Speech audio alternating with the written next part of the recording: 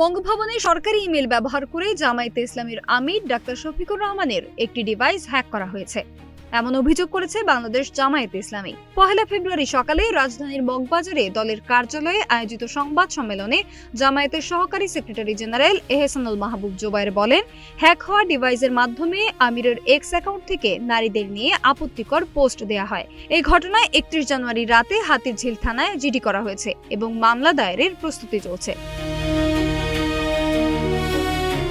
নির্বাচন পরিচালনা কমিটির সদস্য প্রকৌশলী সিরাজুল ইসলাম জানান, পোস্টের সময় জামায়াতের আমির কেরানীগঞ্জে নির্বাচনী জনসভায় বক্তব্য দিচ্ছিলেন, যার লাইভ ভিডিও প্রমাণ রয়েছে। তথ্য প্রযুক্তিবিদ মাহমুদ আলম বলেন, এক্স অ্যাকাউন্ট নয়, হ্যাক হয়েছিল ডিভাইস। 23 জানুয়ারি বঙ্গভবনের একটি সরকারি ইমেল থেকে পাঠানো ফিশিং মেইলের অ্যাটাচমেন্টে ক্লিক করার মাধ্যমেই ডিভাইসটির নিয়ন্ত্রণ নেয় হ্যাকাররা। জামায়াতের দাবি, নির্বাচন সামনে রেখে পরিকল্পিতভাবে দল ও আমিরকে হেয় করার উদ্দেশ্যেই এই ঘটনা ঘটানো হয়েছে। বিষয়টি নির্বাচন কমিশনকে জানিয়ে যথাযথ ব্যবস্থা নেয়ার দাবি জানিয়েছে দলটি। সোনালী সাহা, নাগরিক প্রতিদিন।